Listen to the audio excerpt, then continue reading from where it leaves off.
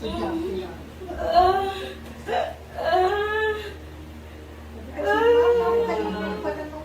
Mas buka ako, mas tama ba?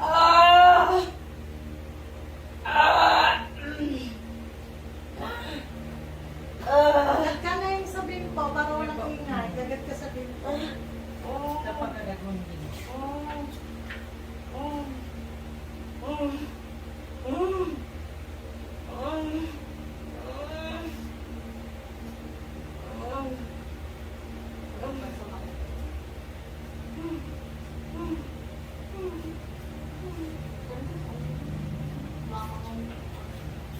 Ito kanina. Dalawang kamay dito. Yan pa sa kapunas ng tao. Magtansin na. Maangat mo kay Joey yung gano'n, no? Pataas. Kaya po.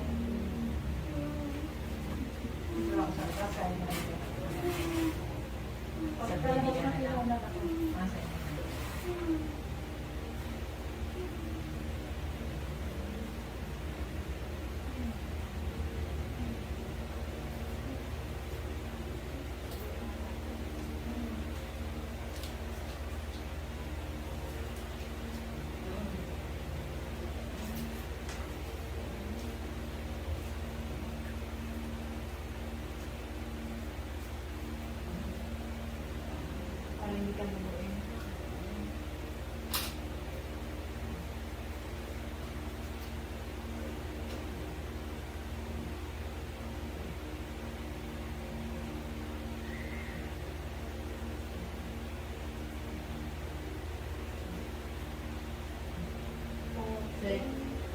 Second baby lang po. 14, 15. 15. Sabi 15 lang yung 6 September. Ano? August 6.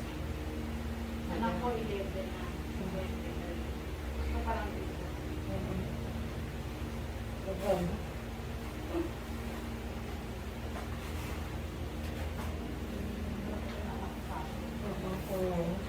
Nararamdaman mo. Babae pa ang kami ng mga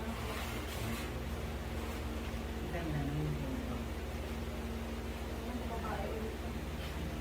Ba't na yung nalasing? Okay lang, basta ang ganda. Nakunan Ganda po ng ako, katawan.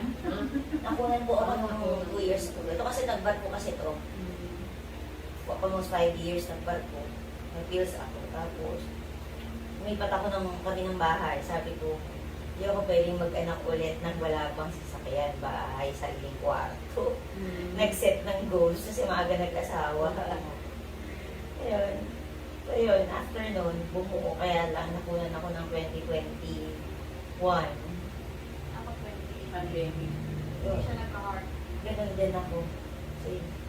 Ang trabaho ko kasi noon, bumiyahe ng bumiyahe. Ako naman ay pandemic nun eh. Stressful ako doon sa Kasi school. ako nag-aasikaso ng pagkakaroon. Ako na tingin mo. Hindi siya nagka-heart. Ah, Yung ganyan-ganyan. 6 weeks. 6 weeks. Ako nga 8 weeks. 8 weeks. Yun po. Yun. Yan yung din sa... pagkat mo na.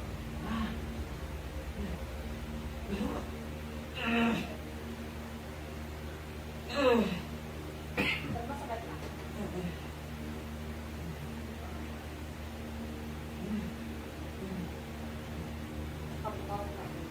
Para hindi siya masira. O yung pagbukang-buka kasi tsaka relax, hindi nasisira eh.